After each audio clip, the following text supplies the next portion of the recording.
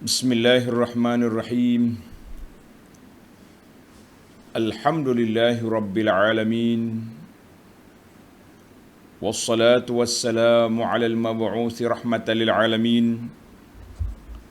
Nabiyyina wa habibina wa qudwatina Muhammad ibn Abdullah wa ala alihi wa sahbihi wa man sara ala nahjihi wa ihtada bihadihi wa istanna bisunnatihi ila yaumiddin.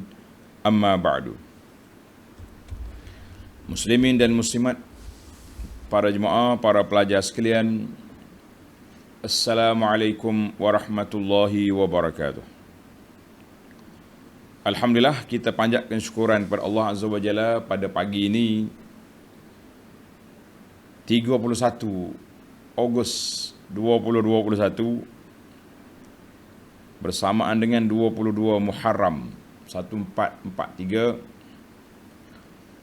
kebetulan dengan peringatan Hari Merdeka yang ke-64. Hari Merdeka yang ke-64. Jadi kita sebagai rakyat Malaysia hendaklah merasa panjatkan kesyukuran kepada Allah Azza wa Jalla kerana negara kita aman.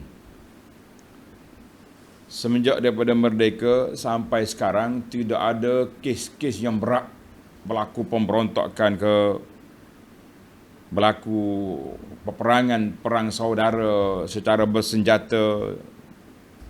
Tidak ada. Berlaku sikit-sikit, orang panggil kes terpencil. Macam kes tawan, orang panggil kecil-kecil lah, benda yang dapat ditangani dengan mudah. Kita kata itu satu nikmat anugerah Allah Azza wa Jalla kepada kita. Cuma perbalahan secara politik itu tak habis-habislah. Sebab negara merdeka dari British 31 Ogos 57, British telah pun mencatur undang-undang yang telah digubalkan, dan juga anak-anak didik orang putih yang telah dididik, diasuh oleh mereka. Maka sukarlah kita nak merdekakan pemikiran daripada pemikiran penjajah, nak merdeka negara daripada undang-undang penjajah, masih lagi belum selesai. Bila mari hari-hari seperti ini, saya teringat kepada Allahyarham bapa saya, Tuan Guru Haji Abdul Rahman bin Sulaiman, Allah yaghfir lahu wa yarfa' darajatahu lahu wa liwalidatina rabbighfir. Ya Allah, berikanlah keampunan kepada kedua-duanya dan angkatkanlah darjatnya.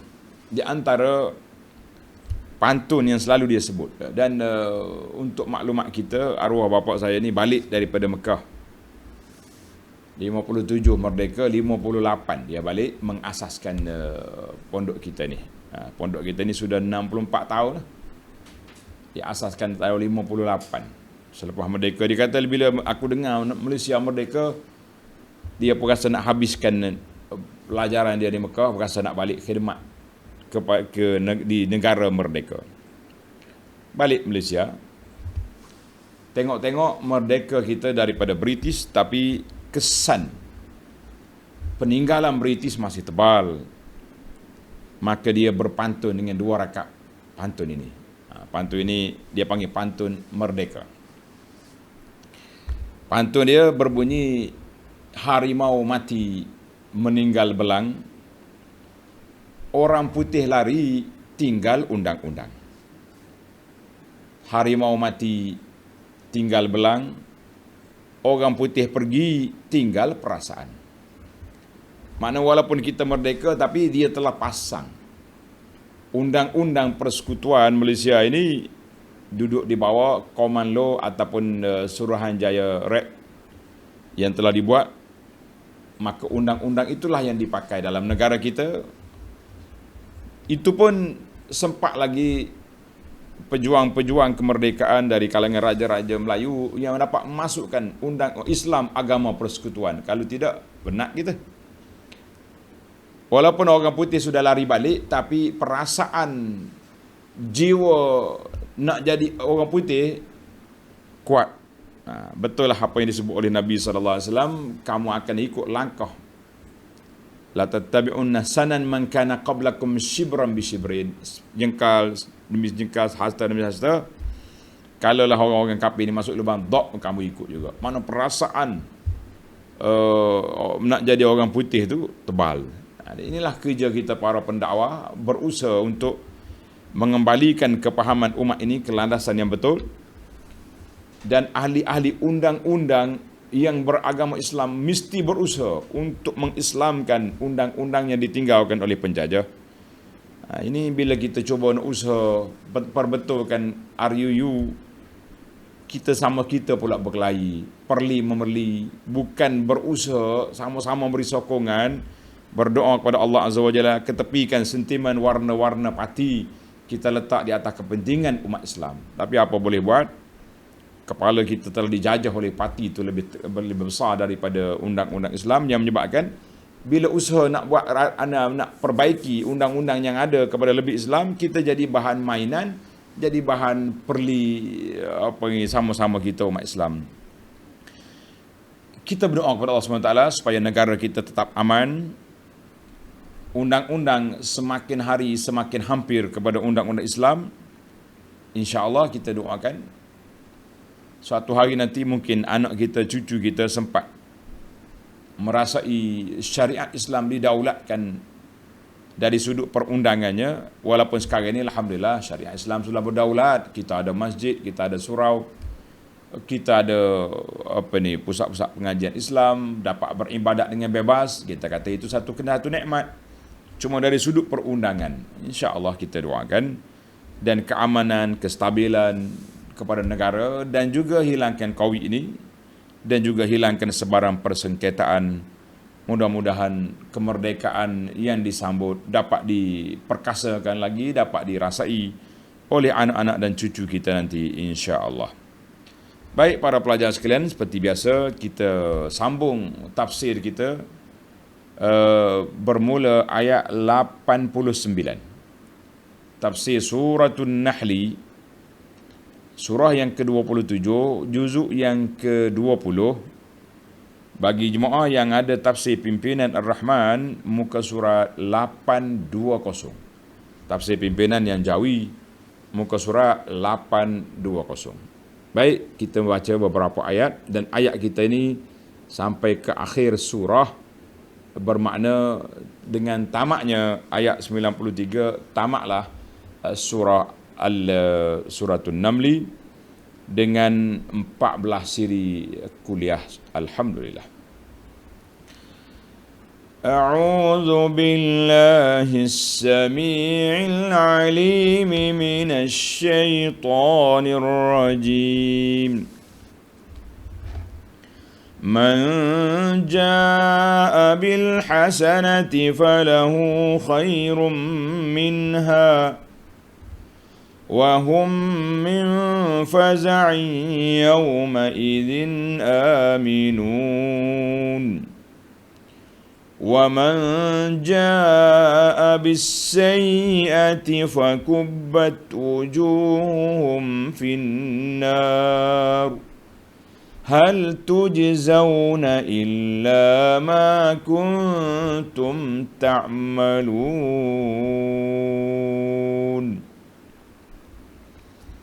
Kita break setakat dulu. Kita ambil ayat 89. Man jaa'a bil hasanati falahu khairum minha. Sesiapa yang datang membawa amal kebajikan yang telah dikerjakannya, maka ia beroleh balasan baik di mana? Di akhirat nanti. Dan sesiapa dan mereka pula akan beroleh aman sentosa daripada kejadian-kejadian yang mengerikan pada hari kiamat. Jadi alhamdulillah ayat ini, para pelajar sekalian, kita tengok dari sudut susunan ayat. Dia panggil munasabat al-ayat. Munasabah ayat, susunan ayat. Dalam siri yang lepas, Allah Subhanahu wa taala sebut kepada kita alamat as-saah, tanda-tanda kiamat. Bermula dengan bermula dengan keluarnya dabah, keluarnya binatang dari bumi. Kemudian marilah berlakunya kiamat. Tengok ayat 87, wa yauma yunfakhu fis sur, ketika ditiupnya serunai sangkakala. Makna berlaku dah kiamat. Israfil tiup. Ketika itu kita tengok semua orang fazak, dalam ketakutan belaka. Dalam ketakutan, gerun. Illa man sya'allah, kecuali orang yang dikehendaki oleh Allah Ta'ala tidak takut. Dan kita tengok Allah Ta'ala beritahu kepada kita, wa taral jibal, kamu tengok bukit bukau, tahsabuha jamidatan wahya tamurru marras sahab, engkau menyangka bukit itu diam, padahal ia bergerak cepat seperti bergeraknya awan. Jadi alhamdulillah para pelajar sekalian, kita tengok bagaimana bukit itu bergerak. Kata para pengkaji, dari sudut sainsnya kita tengok benda besar kalau dia bergerak tak nampak laju. Tengok Tuhan jawab ni. Tuhan sebut tahsabuha jamidatan. Mu ingat, mu nampak dia diam, tapi wahya tamurru marras sahab, dia bergerak dibawa oleh angin laju sekali. Jadi alhamdulillah para pelajar sekalian, kita tengok kepada isu bukit ni. Alhamdulillah bukit ini menunjukkan kepada ayat Quran ni beritahu kepada kita dengan jelas bahawa marral jibal, bukit berterbangan seperti awan yang ditiup oleh angin. Bukit atas dunia ni tak bergerak. Kita nampak tak bergerak sebab dia jadi penyacang ataupun pengimban kepada bumi. Tapi air akhirat dia berjalan. Alhamdulillah, ada pelajar tanya, di mana perbincangan tentang bukit ini? Alhamdulillah, kita telah bincang, tuan-tuan tanda, dalam surah Al-Kahfi, ayat 47, wa yawma nusayyirul jibal, pada hari kami memperjalankan bukit. Wa taral arda bariza, bumi jadi kosong. Dalam surah At-Tur ayat 9, 10, yawma tamurus sama'u mawra wa tasirul jibalu sayra, bukit berjalan. Dalam surah An-Naba ayat 20, wasuyiratil jibalu fakanat saraba. Masya Allah, diperjalankan bukit sarab, jadi macam fata morgana begitu ya, terbang. Surah At-Takwir ayat 3, wa izal jibalu suyirat, apabila bukit diperjalankan, diterbangkan. Jadi tuan-tuan boleh tengok dalam ayat-ayat yang awal dulu kita bincang panjang tentang bukit, sama dalam surah At-Takwir ataupun surah An-Naba telah dibincangkan tentang bukit. Cuma kita nak simpulkan di sini sedikit tentang bukit. Tuan-tuan tanda, apabila berlakunya tiupan serunai sangkakala yang kedua, ketika berkumpulnya manusia, tasirul jibal, bukit-bukit berterbangan daripada tempat dia, maka Allah Ta'ala sebut dalam Quran, perubahan bukit ada 6 sifat. Tanda. Yang pertama, dakkan mana dihentak, hancur. Satu. Kemudian tasiru kal'ihn manfu, seperti debu yang berterbang, bulu yang berterbangan. Dzalika idza saratis sama' kal muhli, ketika itu jadi dia pula tasiru kal habai, seperti debu yang berterbangan. Tadi macam Ahnil Manfus, bulu terbang, kemudian hancur lagi seperti debu. Yang keempat, tansif. Dalam surah Taha, wa yas'alunaka 'anil jibal faqul yansifuha rabbi nasfa. Allah Taala hapuskan dia. Masya-Allah. Yang kelima, ar-riyah tarfa'uha, angin angkat bukit daripada bumi supaya bumi ini kosong, maka dia terapung di udara. Jadi macam kita tengok waktu ada sinaran matahari, kita tengok di tingkap ke di celah lubang, nampak berdebu gitu kan. Itu je nampak bukit. Masya Allah. Wal halus sadis, keadaan yang keenam, antakuna saraba, jadi macam fata morgana, kosong, tak nampak apa. Kata di para ulama, 6 perubahan ini, perubahan sehingga jadilah bumi itu kosong. Jadi bumi itu jadi kosong, yang menyebabkan perhimpunan manusia di mahsyar sama aja. Allahu Akbar. Baik, itu ayat. Dalam ayatnya lepas dia panggil tanda kekuasaan Allah Azza wa Jalla.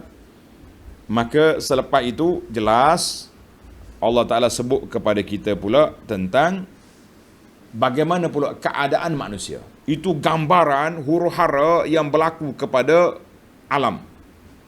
Mana bumi kosong, bukit bukau semua diterbangkan, jadi debu yang berterbangan, jadi haba'an mansura. Bagaimana pula keadaan manusia? Kita balik pada kita. Itu dipanggil munasabatul ayah. Maka dalam ayat ini Allah Ta'ala sebut man jaa bil hasanah, sesiapa yang membawa amal kebajikan yang dikerjakannya. Apa dia hasanah itu? Para ulama mengatakan al-hasanatul kamilah, kompletlah hasanah itu. Bermula dengan iman dan tauhid. Itu hasanah yang paling besar sekali. Kemudian al-hasanah itu juga dia kata iman itu bermula dengan la ilaha illallah. Syirik itu yang dia panggil sayyi'ah. Sayyi'ah yang paling buruk sekali, syirik, lawan dia. Maka kemudian al-hasanah itu semua a'malul bir, semua kebajikan itu dikira hasanah.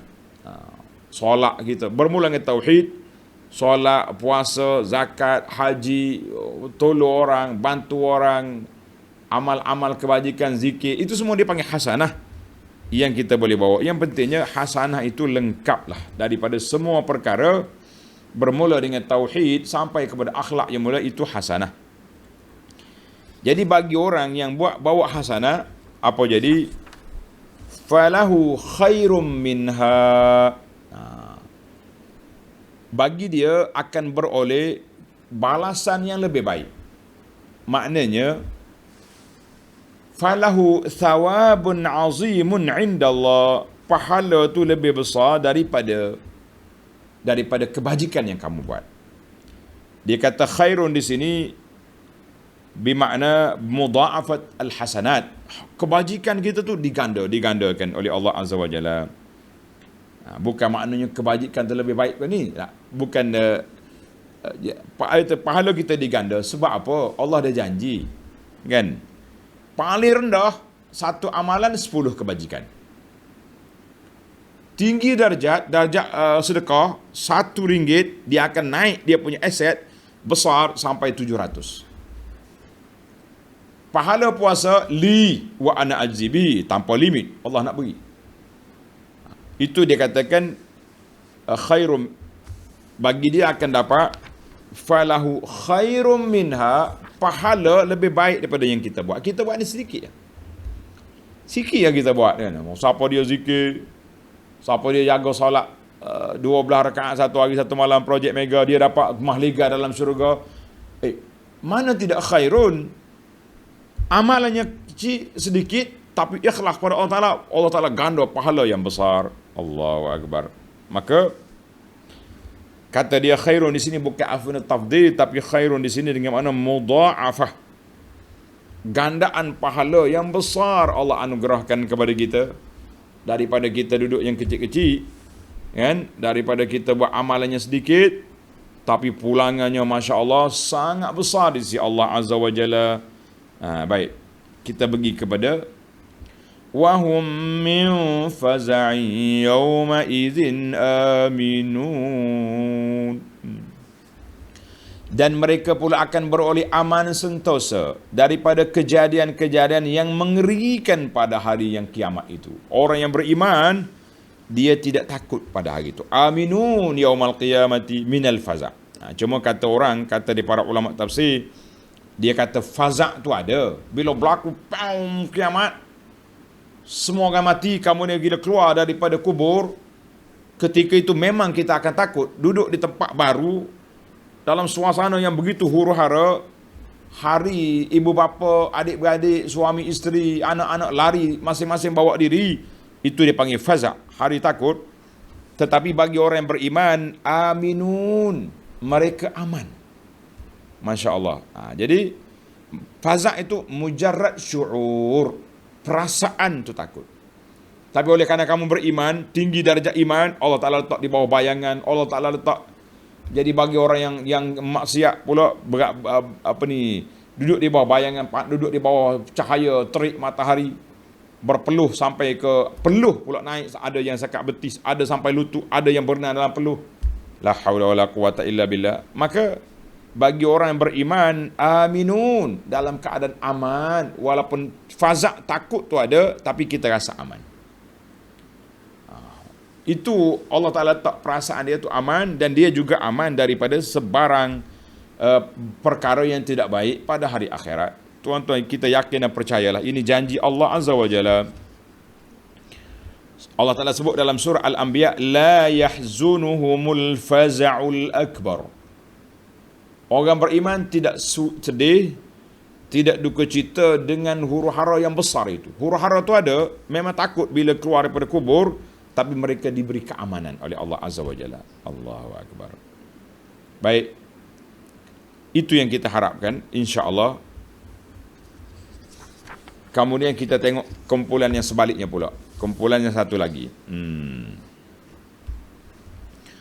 Wa man jaa'a bis-sayyi'ati fakubbat wujuhuhum fin-nar. Allahu Akbar. Dan sesiapa yang datang membawa amal yang jahat yang telah dikerjakan. Tadi para ulama tafsir mengatakan as-sayyi'ah, kepala bagi segala kejahatan, syirik kepada Allah Azza wa Jalla. Ini dipanggil kepala bagi segala sayyi'ah. Dia baik ustaz.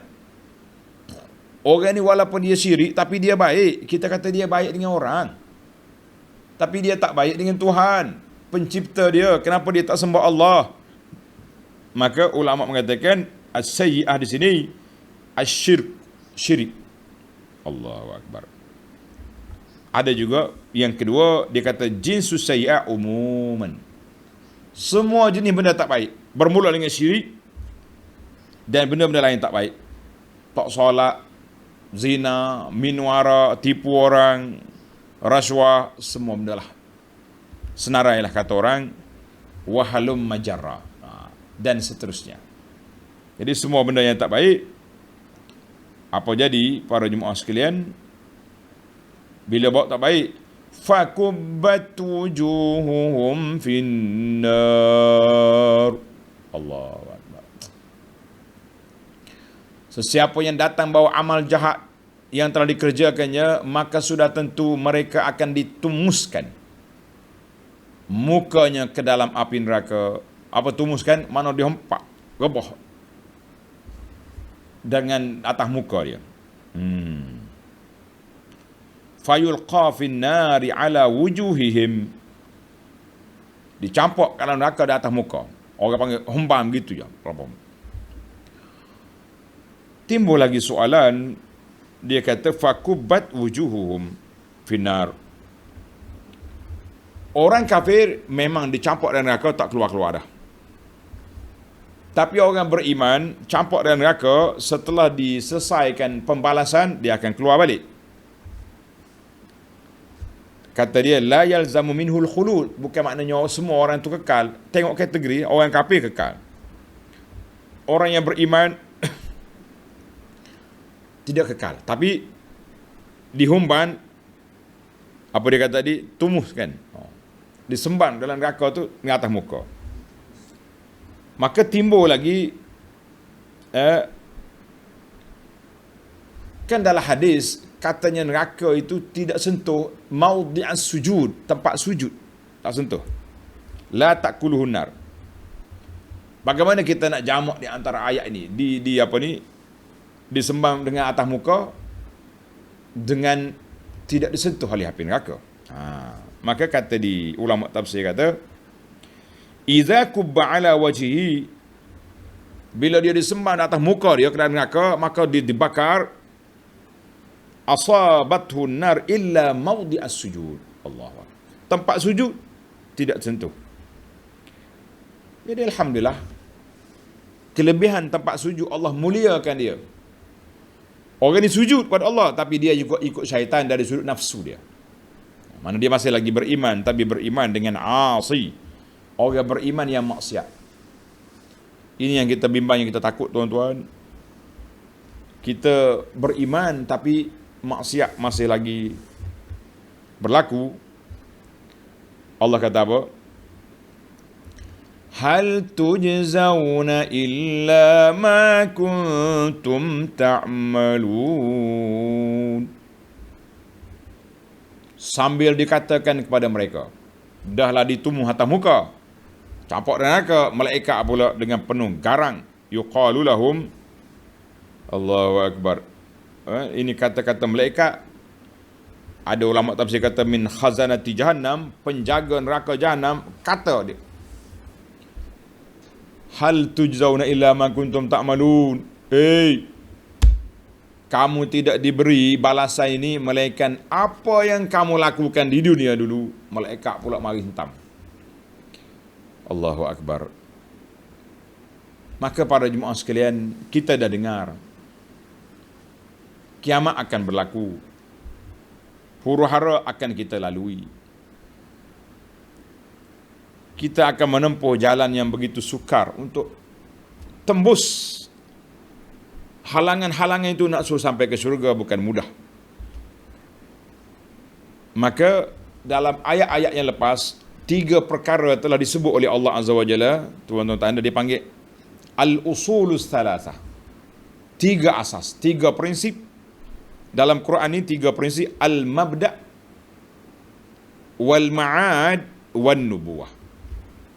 Mana mabda', permulaan kejadian manusia, kejadian alam. Al-ma'ad, kita akan balik semula di akhirat esok. An-nubuwah, yang menceritakan kepada kita semua ini melalui lorong Nabi sallallahu alaihi wasallam.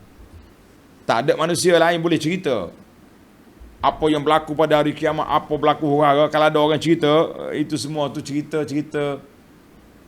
Dengar boleh lah, tapi nak percaya tak ada wahyu dia. Ni manusia hari ni percaya ke mimpi makcik mana entah. Mengamuk dalam bercakap. Kan? Oh, mimpi ni, apa yang kita nak percaya sangat? Kita percaya dengan apa yang disebut oleh Nabi SAW melalui hadis. Maka setelah ditakrirkan 3 perkara ini, Allah Ta'ala sebut permulaan kiamat dengan apa? Dengan dabah keluar. Dan ayat-ayat yang kita baca tadi juga dengan berlakunya kiamat. Kemudian dipisahkan di antara 2 kumpulan. Kumpulan yang beriman, alhamdulillah, mereka bangkit dalam keadaan gerun tapi tidak takut. Puak kafir dihumban atas muka dia. Maka timbul lagi lah di sini ayat yang kita akan baca ini, targhib, mu nak selamat. Kamu dah dengar huru-hara, kamu sudah dengar kepincangan yang akan berlaku, kamu sudah dengar perkara yang sangat menakutkan. Maka timbullah soalan, kaifa, bagaimana kita nak selamat? Allahu Akbar. Bagaimana kita nak selamat? Famazal amal, apa yang kita nak buat? Apa yang sepatut kita lakukan? untuk menyelamatkan diri kita, untuk menyelamatkan kita dan keluarga kita dan masyarakat kita, maka ayat 91 Allah perintahkan kepada Nabi sallallahu alaihi wasallam. Perintah kepada Nabi ni perintah kepada umat sekali lah. Tuan-tuan tengok, inilah manhaj hidup kita.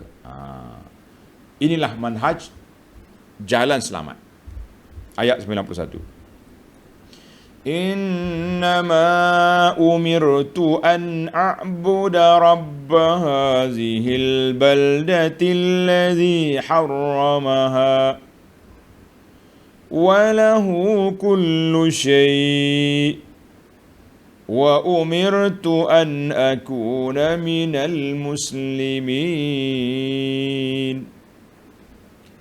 Katakanlah wahai Muhammad sallallahu alaihi wasallam. Tengok nota di bawah. 1289. Setelah Allah Subhanahu wa taala menerangkan perihal hari kiamat dan perkara-perkara yang berlaku sebelum dan sesudahnya. Sebelum kiamat, tanda-tanda dia. Manusia ni buat baik tak baik. Kita pun sudah tahu. Dan insya-Allah kita semua sudah yakin benda ni akan berlaku. Itu iman kita. Kalau tidak, orang panggil tak beriman. Lalu diperintahkan supaya Nabi Muhammad sallallahu alaihi wasallam berkata kepada kaum musyrik Quraisy yang ada depan mata dia, yang menentangnya, sebagaimana disebut dalam ayat ini dan ayat-ayat yang berikutnya, semoga mereka insaf. Kerja Nabi beritahu kepada siapa? Kepada Quraisy yang ada depan mata dia. Kemudian kerja kita beritahu kepada siapa? Kepada kita, keluarga kita, masyarakat kita. Ini kerja para pendakwa menyambung tugas. Kerja para pendakwa menyambung tugas yang telah dibawa oleh Nabi sallallahu alaihi wasallam, di mana tugas ini berjalan terus sampai hari kiamat. Nabi kita dia tak terhenti.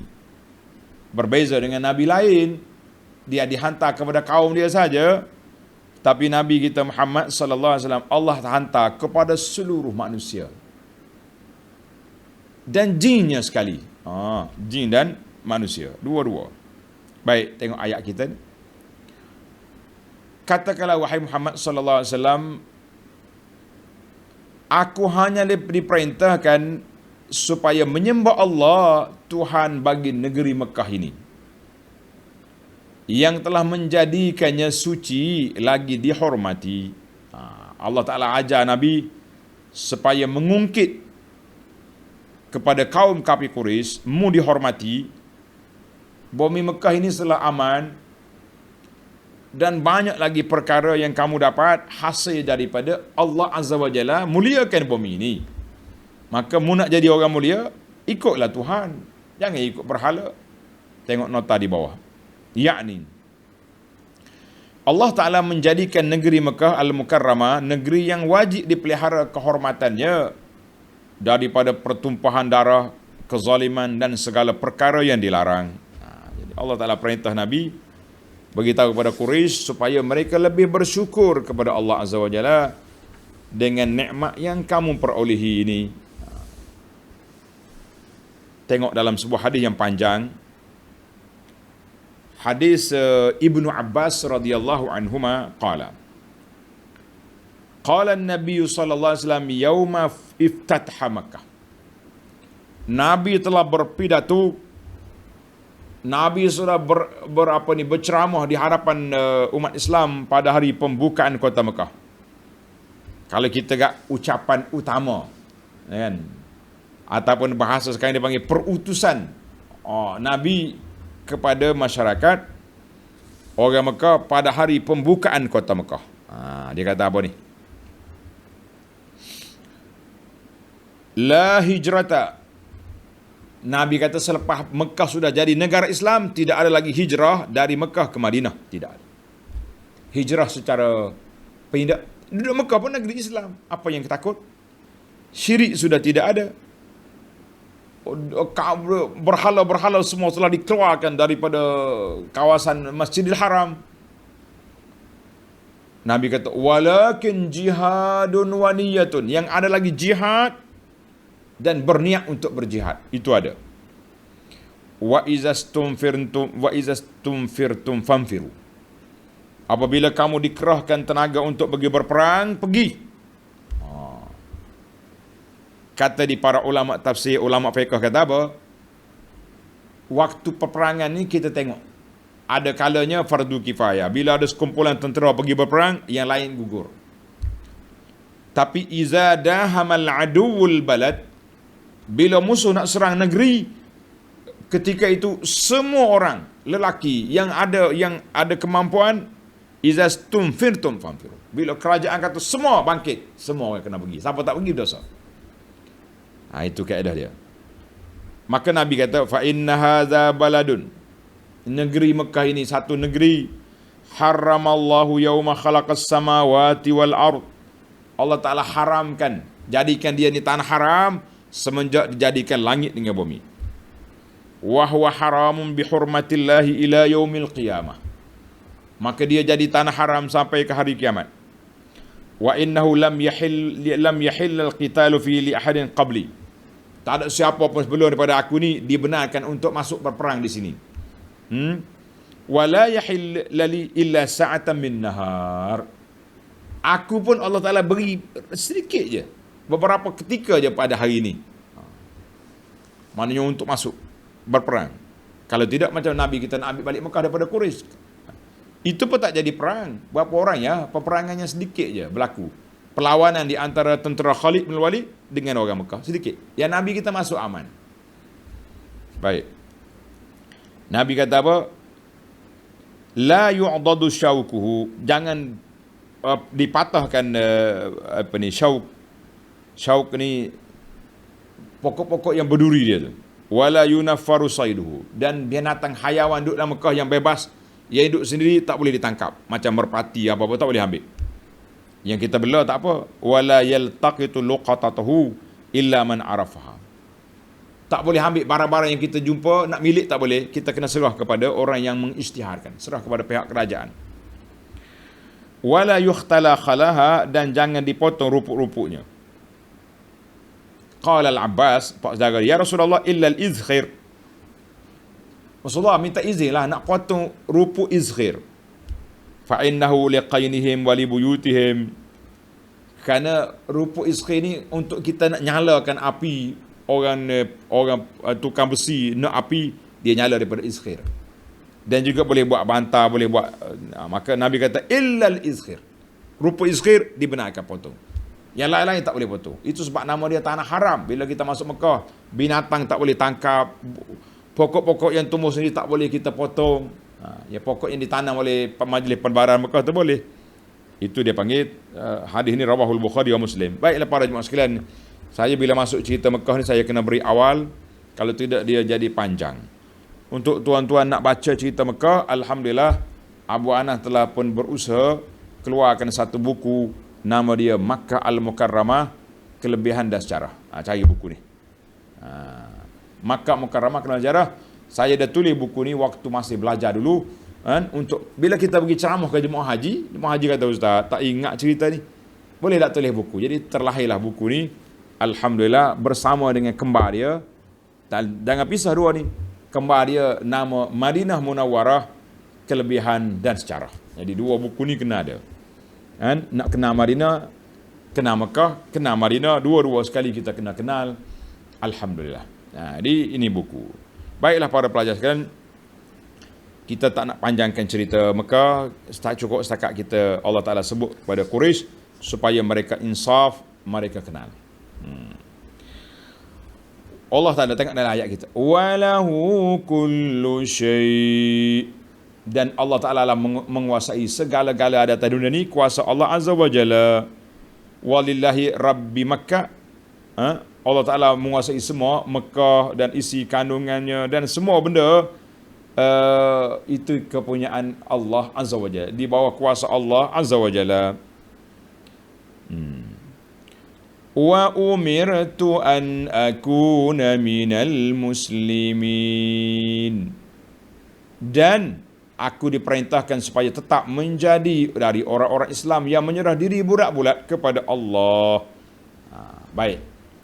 Sekarang ni kita sudah tahu Allah Ta'ala perintahkan kita beriman kepada Allah dan negeri Mekah ini aman, damai, dan aku diperintahkan jadi orang Islam bitauhid, dengan tauhid kepada Allah Azza wa Jalla, mengikut segala perintah Allah, menjauhi larangan.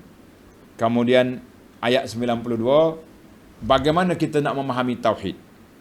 Dengar tuan-tuan, bagaimana kita nak fahami tauhid? Bagaimana kita nak tahu jalan betul? Bagaimana kita nak ikut lorong yang diredai oleh Allah Azza wa Jalla? Kaif? Tengok ayat 92. Wa an atlu al-Quran. Allahu Akbar. Dan supaya aku sentiasa membaca Al-Quran.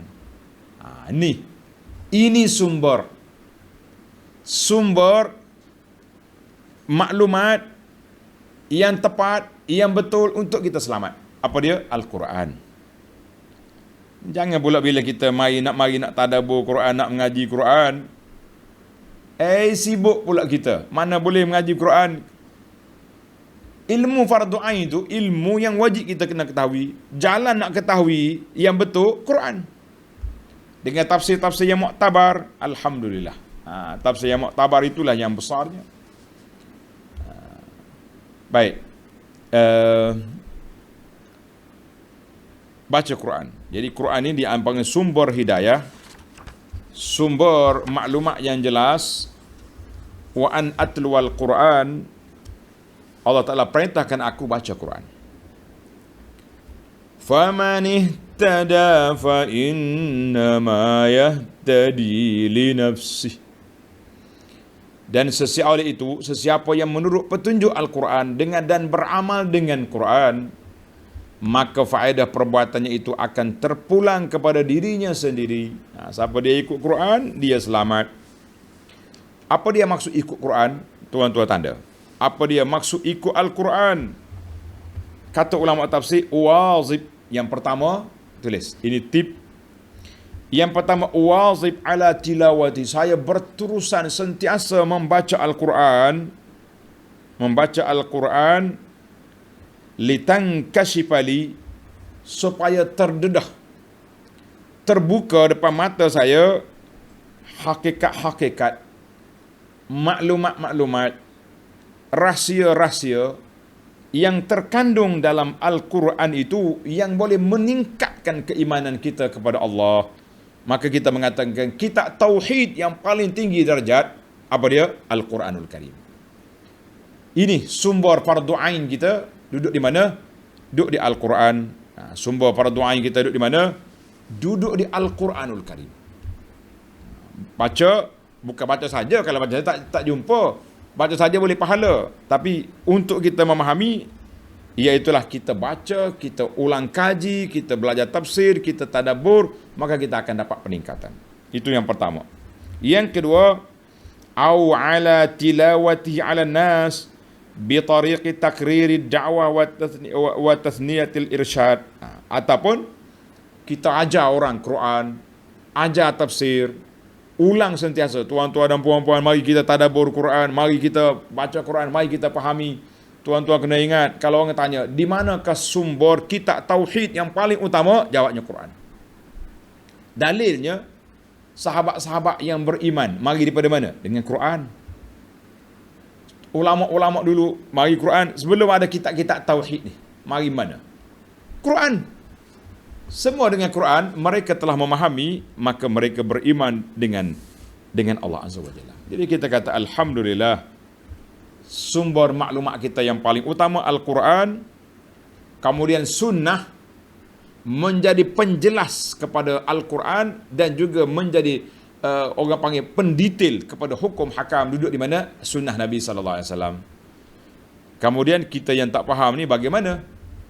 Ulama-ulama kita mari, ulama tafsir di kalangan sahabat, di kalangan tabi'in, imam-imam yang besar, sampai kepada hari ini kitab tafsir Al-Quran ini masih lagi ditulis oleh apa ni, oleh orang, kita mengatakan setiap tafsir itu ada sudut tersendiri yang dikorek daripada Al-Quran. Jangan kata, oh, Quran sudah tafsir lama, apa cari? Lah.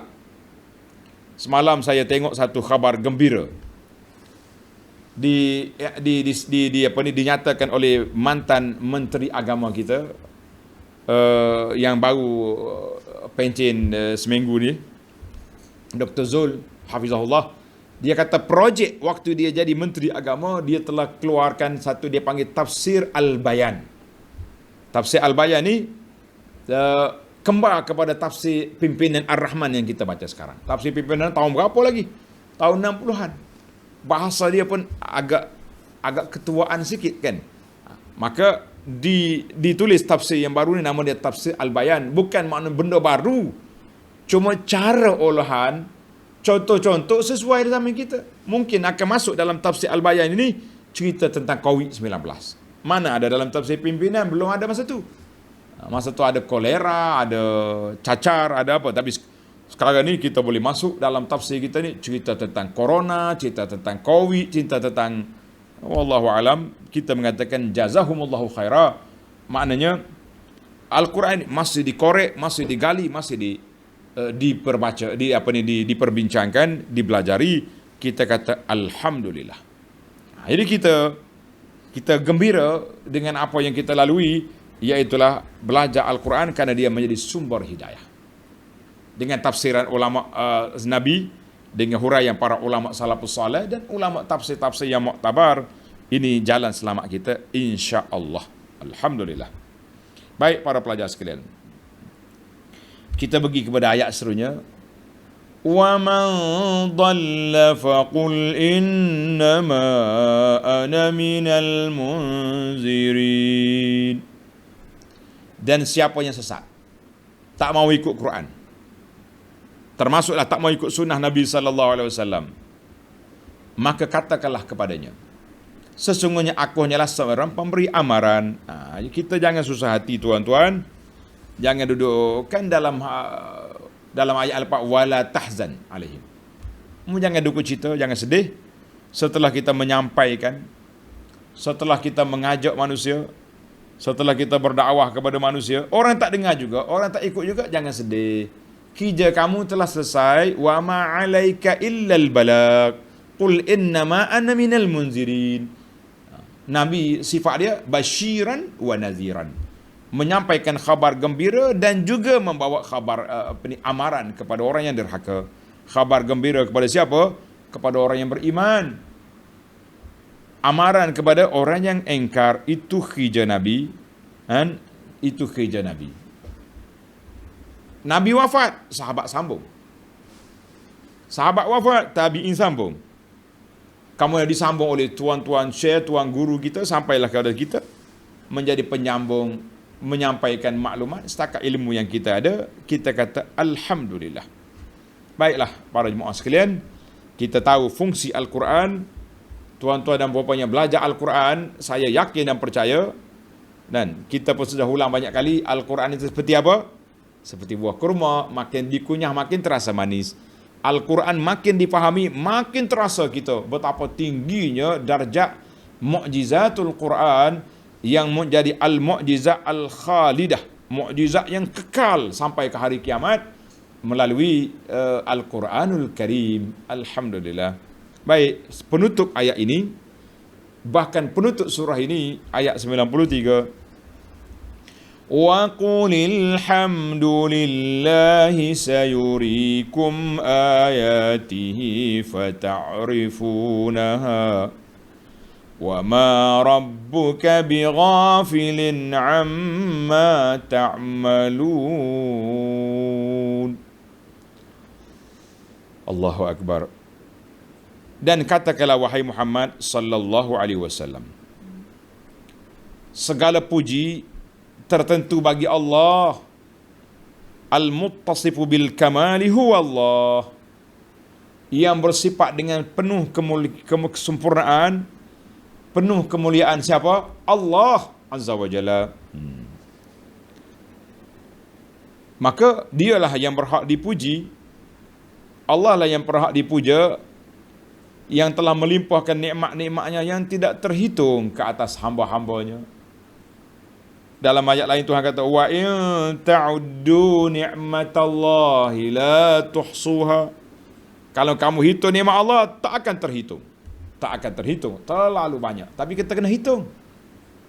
Bila kita hitung, baru rasa nikmat. Allahu Akbar. Dan ni orang nak bawa cerita, walaupun cerita satu cerita analogi kata orang dah. Orang ni bila pergi ke hospital, oksigen dia tak cukup, terpaksa kena masuk oksigen. Masuk oksigen. Bila ambil oksigen, dia tengok bil dia, mahanya. Ada mudah sedut oksigen yang Tuhan bagi daripada kamu lahir, daripada dalam perut mak sampai hari ni, berapa bayar? Baru kita terasa betapa besarnya nikmat yang Allah beri. Kena kira. Kalau tak kira, kita jadi sombong. Kita ingat oksigen ni kita punya. Dunia ni aku punya. Dunia ni aku punya. Aku menumpang di atas rahmat dan kasih sayang Allah Azza wa Jalla di atas dunia ini.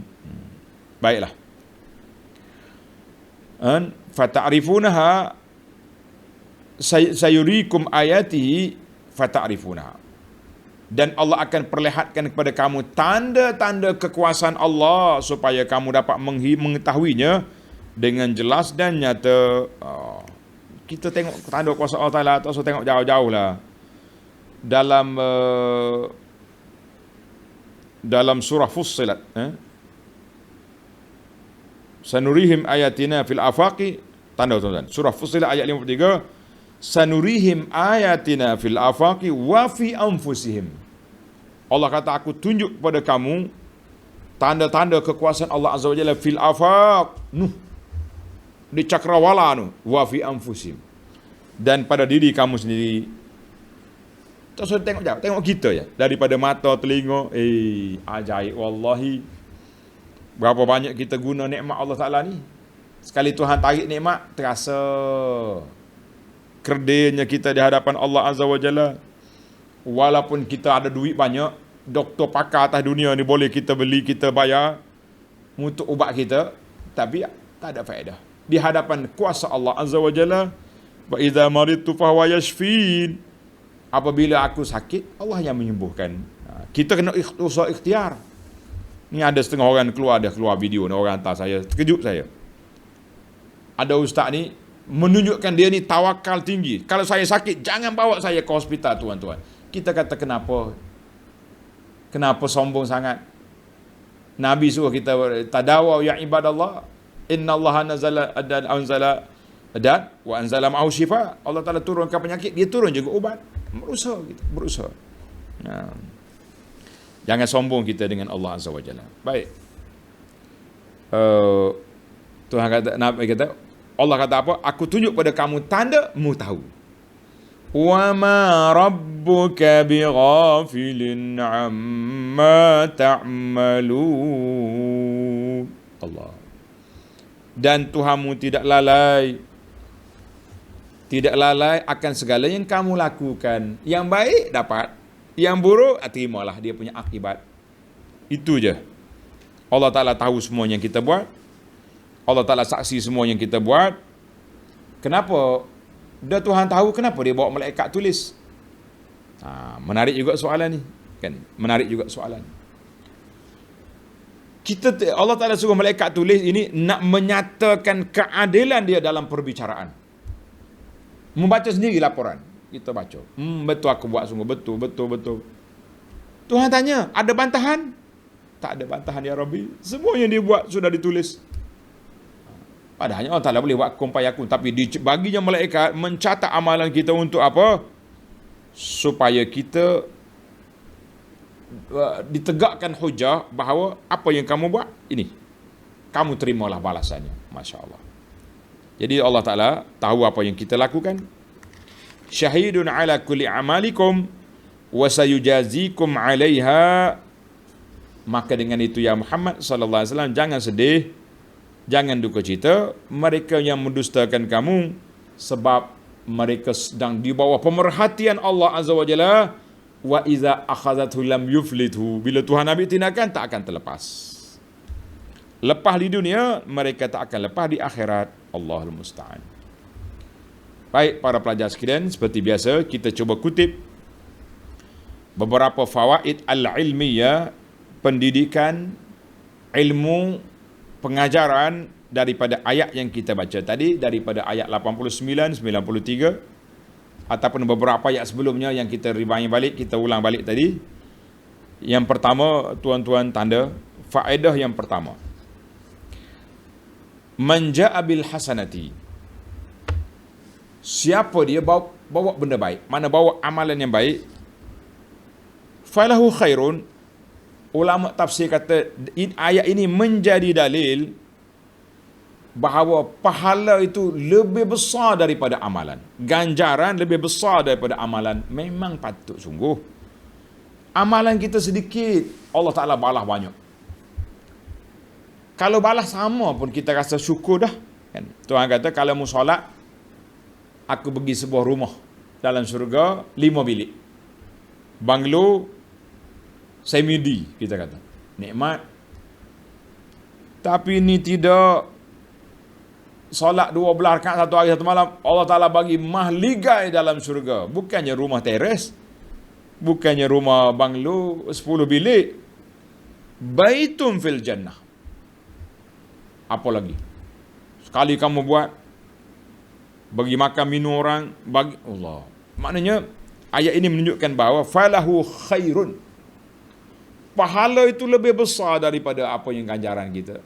Macam kalau kita kerja rumah batu, dapat gaji RM50 satu hari, pagi sampai petang berpeluh berpelah, kata orang. Tak? Nampaklah setimpal dengan bayaran.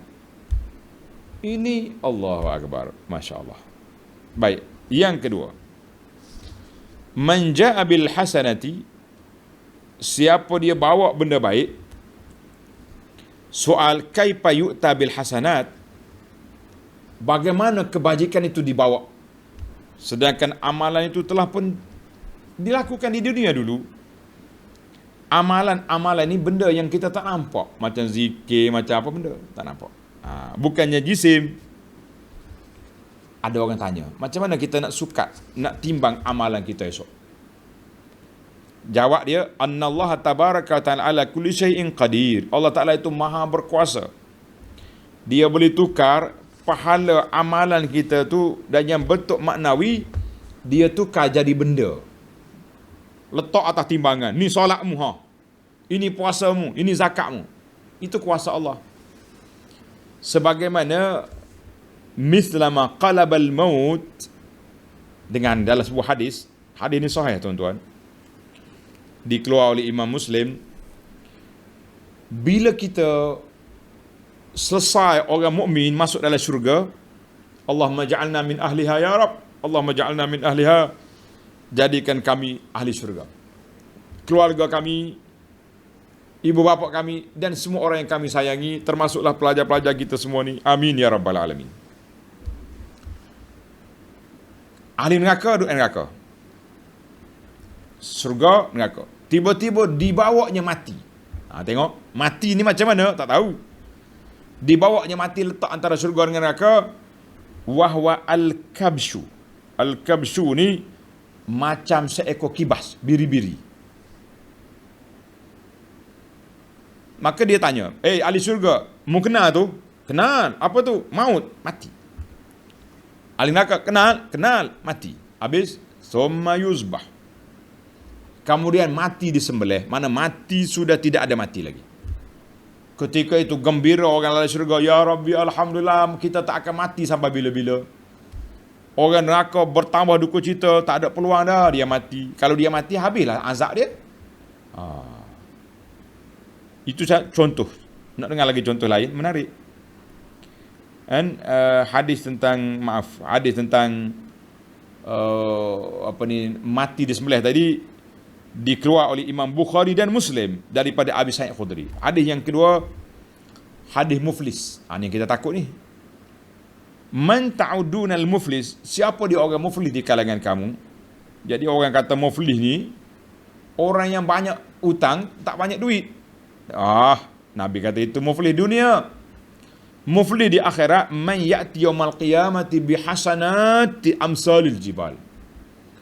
Orang muflis di akhirat, dia baik di dunia tu. Dia solat, dia puasa, dia zakat, dia pergi masjid, dia pergi haji. Mana pahala dia tu macam gunung di bawah. Tengok. Macam mana jadi gunung? Allah Ta'ala yang maha mengetahui. Dia jadikan gunung. Puasa macam ni, zakat macam ni, sedekah macam ni. Tapi malangnya, gunungan pahala tadi akhirnya hilang habis, diambil oleh orang. Ya Rabbi, dia ni baik ni. Solat, tapi dia cerca saya. Ambil pahala dia. Orang ni baik ya Rabbi, tapi dia terus saya di dunia. Ambil pahala. Orang ni baik, dia pukul. Habis pahala dia diambil oleh orang, maka dia jadi muflis. Na'udzubillah. Sebab itulah Abu Anah kata, untuk nasihat kepada kita sendiri, dan kita semua, kita mengatakan, pahala kalau sayang kepada pahala kita, jangan beri kepada orang. Ni tuan-tuan pagi, petang, siang, malam duk bagi pahala kepada orang yang kita benci. Orang kita benci, kita troll dia. Bila troll, ni jadi muflis di akhirat. Baik, kita pergi kepada yang ketiga. Pengajaran ni banyak pengajaran sekali. Yang ketiga, man ja'a bil hasanati, disebut ibarat di sini dengan siapa dia datang dengan kebajikan. Dia tak kata dengan amalan. Wa zalika li anna 'amilal hasanah fid dunya. Amalan kebajikan sudah kita buat di dunia. Haitsu yahsulu ma yubtiluha, dan ada kalanya ada berlaku benda yang membatalkan amalan. Na'udzubillah. Tuan-tuan kena ingat. Maka orang buat baik atas dunia ramai, tapi dia membatalkan amalan. Tuan-tuan tanda. Perkara yang membatalkan amalan, apa dia? Yang pertama adalah ibadat, riak. Kita buat Allahu Akbar, nak tunjuk dengan orang, habis pahala kita. Apa lagi? Orang tak tengok pun kita solat, kita pula share. Itu dia panggil sum'ah, mencari glamour. Ni bahaya. Hilang pula pahala. Kita bantu orang 20 tahun dulu. Budak ni ayah dia mati, anak yatim. Kita bantu dia sekolah, kita bantu dia menengah, kita bantu dia 20 tahun, budak ni jadi orang besar. Dia pun terlupa dengan pakcik. Tiba-tiba kita ungkit balik. Mu ingat, mu budak terbuang dulu di kampung ni. Aku yang bagi, aku. Habis pahala 20 tahun yang subur, hilang habis. Haba'an mansura. Mengungkit, hilang pahala. Maka kata di para ulama, karena itulah Allah Ta'ala sebut, man ja'a bil hasanati. Siapa dia datang dengan kebajikan yang dia buat. Dia tak kata dengan amalan dia buat, sebab ada kalanya amalan kita buat dulu tak pergi ke akhirat. Tak pergi. Pahala dia sudah hilang tengah jalan. Na'udzubillah. Maka kita kena hati-hati. Ayat ini Tuhan kata, man ja'a bil hasanati. Dia bawa kebajikan dia. Maknanya sudah ditapis. Allahul musta'an. Baik, kita yang keempat. Wahum min faza'i yawma idzin aminun. Siapa dia datang dengan pahala, dengan perkara yang baik, maka pada ketika itu mereka akan aman daripada ketakutan. Dalam ayat lain Tuhan kata, fa fazi'a man fis sam. Bila berlaku tiupan sangkakala, terkejut semua. Bagaimana kita nak kata ayat ni kata mereka tak takut? Ayat yang pertama, ayat yang kedua kata fa fazi'a, terkejut. Bagaimana kita nak jamak? Ulama tafsir kata, mula-mula berlaku ditiup sekala, semua orang terkejut. Keluar daripada kubur dengan alam lain, dengan suasana yang huru-hara. Tapi Allah Ta'ala nafikan terkejut itu bagi orang yang beriman. Orang beriman, dia terkejut, kata dia tenang. Masya Allah, tabarakallah. Jelas di situ. Itu kita kata Quran ni tak ada yang bercanggah, tuan-tuan. Yang bercanggahnya kepahaman kita. Baca tak habis, mengaji tak cukup, jadilah benda ni.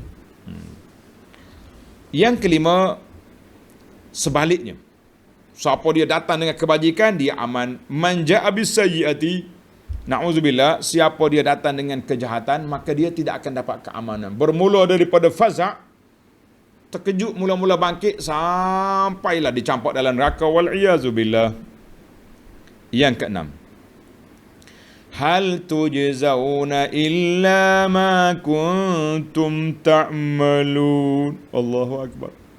Tuhan kata, aku tak balas kecuali apa yang kamu buat. Kata ulama tadabbur, fihi kamalu adlillah. Ayat ini menunjukkan sempurnanya keadilan Allah Azza wa Jalla. Tuhan kata, aku tak zalim kamu. Aku tak buat unaya kepada kamu. Aku tak khianat kepada kamu. Tapi kamu yang mengunanya diri kamu sendiri. Melakukan kezaliman. Melakukan maksiat. Maka terimalah balasannya di akhirat. Allahu Akbar. Yang ketujuh. Wa man ja'a bis-sayyi'ati fakubbat wujuhum. Bila orang ni dicampak dalam neraka di atas muka dia, malaikat pula jawab, hal tujzauna illa ma kuntum ta'mal. Kami tak balas kecuali apa yang kamu buat. Maka ulama tadabbur kata, azab ahli neraka tu dua dimensi. Azabun nafsi wa azabun badani. Azab jiwa, azab tubuh. Mana azab tubuh tu kena bakar, tapi azab jiwa ni kena kata ke malaikat, ambil apa yang kamu buat dulu, terima. Macam itulah. Macam sekarang lah kan. Bila orang kena tangkap, dah lah kena sebab, kena seksa, kena penjara, dikata pula, inilah. Itu dia panggil azab nafsi wa badani. Na'udzubillah. Kita tak mau dua-dua azab, tak mau. Yang ke-8, Allah SWT perintah, wa innama umirtu an a'bud. Aku diperintahkan menyembah Allah. Maka di sini menjadi wujubul ibadati. Nabi kita, Allah Ta'ala wajib mengatakan dia kena ibadat. Hamba Allah yang lain, kita orang mukmin lagi kena ibadat. Nabi kena beribadat. Ayat ini tanda tuan-tuan membatalkan pandangan sebahagian daripada ahli-ahli tarekat ni yang mengatakan guru-guru yang mursyid yang sudah sampai ke peringkat makrifat, mereka tak perlu solat lagi. Kamu yang baru-baru ni, pakat-pakat rendah ni, perebek solat, kamu ahli syariat. Kita kata itu kepahaman sesat. Nabi yang paling tinggi darjat makrifat di sisi Allah Ta'ala, Tuhan kata, wa innama umirtu an a'bud. Tiba-tiba kita kata wali ni tak payah solat. Ini semua karut. Ajaran sesat ini bawa. Wali, ajaran sesat tu. Baiklah. Yang ke-9, kita ambil setakat 10 ya, jangan bimbang tuan-tuan. Nabi sebut Rabb hazihil baldah, tuan kepada negeri ini. Negeri mana? Negeri Mekah, allazi harramaha, yang Allah Ta'ala isytiharkan Mekah sebagai tanah haram. Baik, dalam buku Mekah ni saya cerita benda ni. Tuan-tuan boleh ambil, tengok, menarik ni.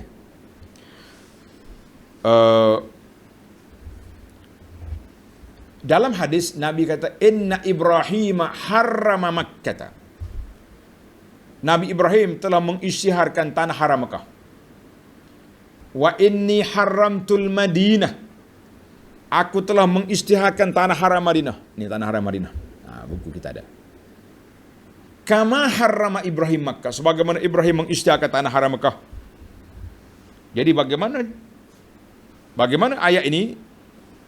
Dalam hadis tadi Nabi kata, Allah Ta'ala telah mengisytiharkan Mekah ini, telah gezek tanah haram Mekah ni, yauma khalaqas samawati wal ardi. Bercanggah tak dengan hadis? Jawabnya tak bercanggah. Nabi Ibrahim hanya mengisytiharkan Mekah itu tanah haram kepada umat dia. Nabi SAW sekali lagi mengisytiharkan tanah haram Madinah kepada umat dia.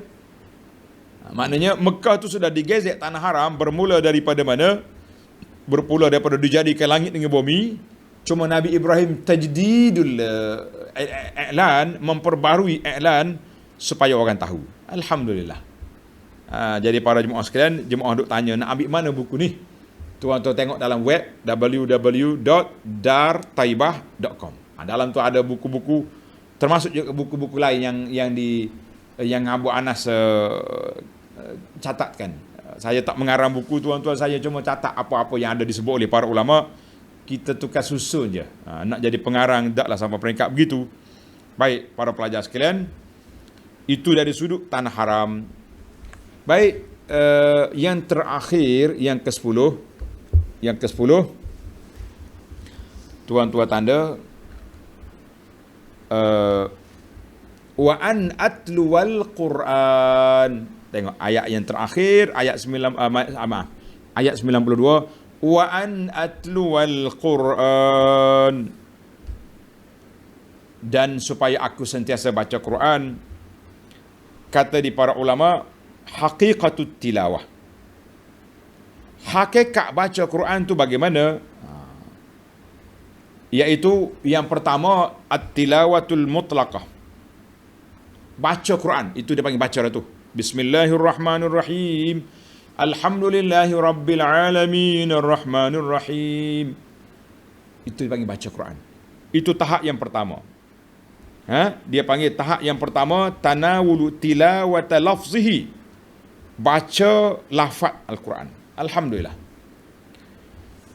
Dan Al-Quran itu, bacaan itu wasilah kepada bacaan yang hakiki. Apa dia bacaan hakiki? Dia panggil tilawat makna. Kita baca makna Al-Quran dengan kita memahami isi kandungan Quran. Ni kita belajar tafsir, kemudian kita ambil ayat-ayat tertentu, kita tadabbur. Tadabbur mana kita fikir kepada ayat ni, bagaimana aku nak beramal dengan dia. Tafsir itu mana kita hurai makna ayat. Dah berapa kali dah saya hurai kepada pelajar yang bertanya tentang apa beza di antara tafsir dengan tadabbur. Tafsir ni mana kita nak faham makna maksud ayat ni, nak faham maksud ayat ni, sabab nuzul dia nya bagaimana. Adapun tadabbur, kita berfikir bagaimana aku nak merealisasikan hidupku dengan panduan Al-Quran. Apa yang kita faham, itu maksud tadabbur, terlebih satu tingkatan lain. Jadi fahamlah kita. Maka bacaan yang ketiga, Al-Quran, al-amalu bima fi. Kita beramal dengan apa yang ada. Tuan-tuan tanda sebagai penutup, hakikat tilawatul Quran, wa an atluwal Quran, hakikat dia tiga. Yang pertama, baca dengan lidah. Yang kedua, baca dengan makna dia, hati dia. Yang ketiga, baca dengan anggota, artinya kita beramal dengan isi kandungan Al-Quran. Itulah yang dikatakan baca Quran yang sempurna. Kalau setakat baca saja, tak beramal. Ni kita tengok ni orang-orang duduk mengaji Quran ni, masuk pertandingan Al-Quran, yang muslimat ni, qari'ah. Masya Allah, pipi merah, muncul tiung, keni lutung. Habis membaca ayat Quran tentang wala tabarrajna tabarrujal jahiliyatil ula. Jangan bertabarruj. Tabarruj mana berhias-hias. Kita masuk musabakah dengan pipi merah, muncul merah. Habis mana ayat Quran? Sebab itulah dikatakan, saya nak kata baca ayat ni takut orang kata tuduh orang. Baik, kita ketepikan contoh tadi. Ada yang mengatakan rubba qari'il Quran wal Quranu yal'anu. Rubba qari'il Quran. Berapa ada di kalangan orang yang baca Quran, Quran tu laknat atas pada dia. Sebab dia baca ayat wa ahallallahu al-bai'a wa harrama riba. Allah Taala halalkan jual beli, haram riba. Dia duk makan riba, baca Quran, Quran laknat. Membaca Quran untuk laknat atas kepala dia. Dalam doa Nabi ajar kepada kita, Allah admini, Quran ni jadilah Quran ni hujjatan lana wala hujjatan alaina. Ya Allah, jadikan Quran hujjah untuk kita, berjalan bertemu denganmu. Jangan jadi Quran hujjah atas kepala kita. Kita baca Quran, kita langgar SOP Quran, langgar dia punya peraturan Quran, maka Quran akan laknat atas kepala kita, wal'iyazubillah. Baiklah para jemaah sekalian, tamatlah kita pada pagi yang mulia ini, 31 Ogos 2021, sempena dengan Hari Merdeka yang ke-64. Kita juga dapat khatam Suratul Namli. Mudah-mudahan Allah Ta'ala merdekakan kita, keluarga kita, pelajar-pelajar kita semua ni daripada api neraka, ya Rabbal Alamin. InsyaAllah kita akan sambung dalam siri yang akan datang, bermula dengan Suratul Qasas. Surah Al-Qasas dalam siri yang akan datang, insyaAllah. Subhanakallahumma bihamdika, ashhadu an la ilaha illa anta, astaghfiruka wa atubu ilaik.